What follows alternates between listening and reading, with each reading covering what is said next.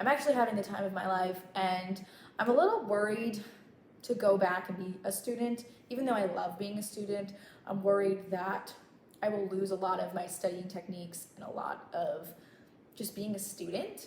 But I've heard that you have to completely change your studying style and how you are a student. So that should be interesting.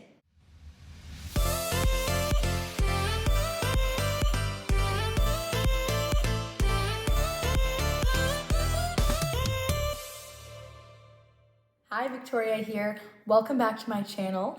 Today's topic is 5 things that I'm doing before starting PA school from the time that I was accepted until I begin. It is currently now April and I will be starting in next month. So here's just what I've been doing from the time of my acceptance until I start.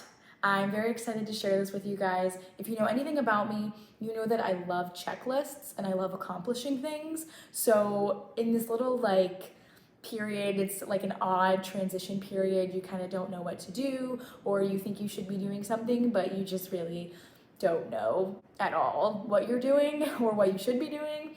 So I figured I would just share what I'm doing, and hopefully that helps you in your transition. And if you got accepted to PA school, congratulations. There's not one set thing that you should be doing right now, although there is some things that you can accomplish in a timely manner that would really help you out. But without further ado, let's jump into the video. The first thing that I started doing once I got accepted to PA school was looking for the money to afford it, which is impossible because it's very expensive. So I do have money in my savings, but I was also looking to pick up odd jobs here and there. I did have to move for PA school, which I'll get into a little bit later. So unfortunately, I couldn't keep the job I was working at as a medical assistant. I was looking into kind of like odd jobs here and there, babysitting. I was looking into tutoring since I have experience with that. I also looked into Instacart because that's kind of, with COVID, that was kind of the way things were going, where you could kind of get people's groceries for them, which I thought was pretty cool because I used to be a cashier. I'm getting a little bit off topic here. But anyway, so I was just looking into different job opportunities, which I think is a great way to make a little bit extra cash, do one-time jobs. I found care.com to be super helpful. I actually got one tutoring job from there that lasted 2.5 months.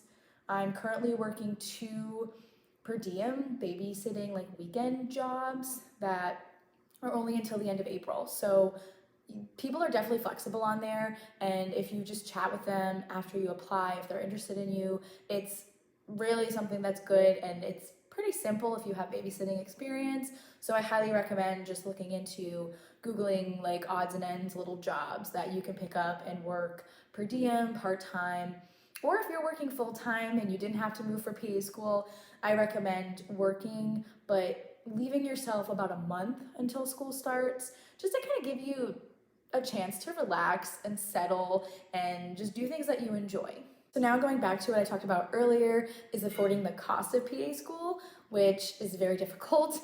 So I took out a loan, I applied on FAFSA, and that's a free application service, and most schools do require that you fill out this form in order to afford your tuition. It's a pretty complicated process, honestly, and there's a lot of steps to it, and it's very time consuming to complete your entrance loan counseling because they want to make sure that you understand every little detail about what will happen when you go to pay your loans back, which is definitely appreciated. And once you actually submit your FAFSA, which is free to complete, your school presents you with a loan offer that you can view on your school's portal, and you can actually accept, decline that offer. So this is something that can be a little bit confusing. It's a long and daunting process. I did make a post on my Instagram about certain terms that are important to know. My Instagram is at fitchickvic_futurepa. If you want to check out that post, I'll put it right here as well, a little preview of it, and I hope that it's helpful. So another thing with loans is having a bank account in order to deal with those loans. This is something that I don't want to confuse my personal money with my loan money, even though my personal money will probably deplete a lot quicker. but I'm saving the money that I've had in my savings to pay for my car payments and other things. And I want to separate between my loan dispersion money and my savings. So I'm actually opening up a bank account that is just separate with a completely different bank for my loan dispersion, so I can keep track of that money and see if I'm able to give some money back on my Graduate Plus loans. And just as a little aside, I have not completed the FAFSA for my Graduate Plus loans yet, so I don't know the amount that I'm getting, but I do know that it's a higher interest rate and you do get a higher amount. The original FAFSA I completed was for my unsubsidized loans, and I already have received my award offer for those loans, and I accepted those for the entire year. So you submit your FAFSA and that covers the entire year. So this would be from 2021 until 2022. I believe it is May because I start in May. So it's May 2021 until May 2022. And the direct unsubsidized loan has already been accepted, and now I'm waiting for the Graduate Plus loan to become available so that I can complete my entrance counseling and get the award offer sent to my school, and then they'll send it to me, and then I can either accept or reject this offer. I also created an account on my school's platform, which was super helpful to do early on, so I can kind of navigate through, see where my classes might be posted, check my email. And I also got added to a Facebook group where I connected with a lot of my future classmates.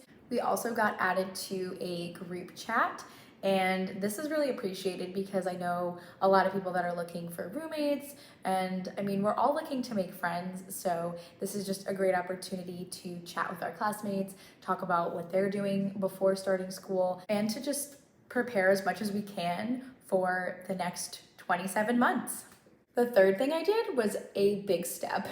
This was moving to the state that my school is in. So like I mentioned earlier, I did not apply in state, I applied out of state. I wanted to immerse myself in the warmer weather, and here I am, and I love it. So anyway, I moved about 5 months in advance. I moved in December, and I'm living with my parents right now. Well, I was living with my parents. I actually just moved into my apartment at the beginning of April. And this reasoning was because I wanted to move at the last minute possible so that I could save up money instead of having to afford or pay for rent. I put all of that money that would have been for rent into my savings. So I found that advantageous to move the last second possible. Now, due to COVID, a lot of stuff was up in the air if we were starting in person or if we were starting online. So that's also why I waited until the last minute possible to move in to the town that my school is in. And even though most of it's online, we will be having a decent amount of it in person because orientation's in person and we have a lab in person. So it's good to just live close anyway because I don't like traffic and I really don't like long trips. So it's like very convenient to move there. And also I want to make friends, I want to meet my classmates and all that stuff. So it's just good that I moved in, but I recommend if you want to save money to live with your parents if you can, and then move out like the month before. Very convenient because my parents actually moved from Rhode Island to Florida in September, and I followed them here in December. So they were already here, they had a place, and they welcomed me into their home, which I'm very grateful, super grateful for parents. They are a huge blessing. Anyway, I'm getting very off topic here. So that was my next step, was moving. This next thing that I did is a little controversial, or I don't know, I feel like a lot of people mention this, but I did a slight brush up on my anatomy and physiology. And let me tell you, when I mean slight, I mean like very, very slight. So I actually purchased an Atlas app on my phone in November. I think it was Black Friday. It was on sale. It was like $1. And the app is, I think, originally $8. I'll put it right up here. And it's pretty much just like this giant atlas, and you can click on different things. It's like a giant touchscreen, obviously, because it's accessible to your phone, and you can see different images and read about different anatomy parts and all that fun stuff. So I just bought this to visualize things. I'm a visual person. It's good to have on the go if you're at the pool or if, I don't know, you're stuck doing something or you're stuck at a doctor's office, you can just whip out your atlas on your phone and just take a peek at it. So this is something that I bought to use also as a reference when I'm in school, to have like an outside material just in case I needed it. I also reviewed my old lab manual from when I took anatomy like 5 years ago, which, I mean, none of that's really changing, hopefully. So I just reviewed that, and I actually made some medical assistant, I used to call them medical assistant quizzes on my Instagram, and now they're just anatomy quizzes, I guess. I've been really slacking with that, but I hope to get back to those soon to help me study when I'm in school. So I've used my old lab manual. I actually used to tutor anatomy and would use that manual. It's a great resource, and it's fun to just brush up because I've seen the same material before. I wrote myself cute little notes. I put the answers to all the diagrams. So it's just a slight brush up, slightly reviewing things. Very, very minimally. I'm not studying hardcore by any means, even though I feel like I should be doing more, that's just the student in me, I think. I don't know. I've been out of school for 2 years, so I think that could be why. But I definitely feel like I'm not doing enough, but I've been told to not stress yourself out in trying to study so much. And even, I just had a meeting actually with one of my future professors, and he said, don't stress yourself out studying too much. So I'm not gonna do that. And the last thing that I'm doing is spending time doing things that I enjoy. Sometimes I do enjoy leisurely reading up on anatomy. I will admit I'm kind of an anatomy nerd.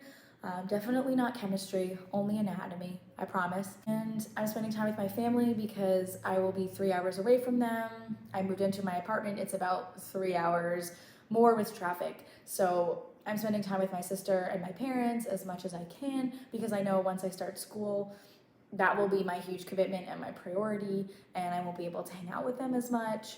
I'm also spending time by the pool because I enjoy doing that, and I enjoy reading at the pool, even if it's just like silly books or motivational books.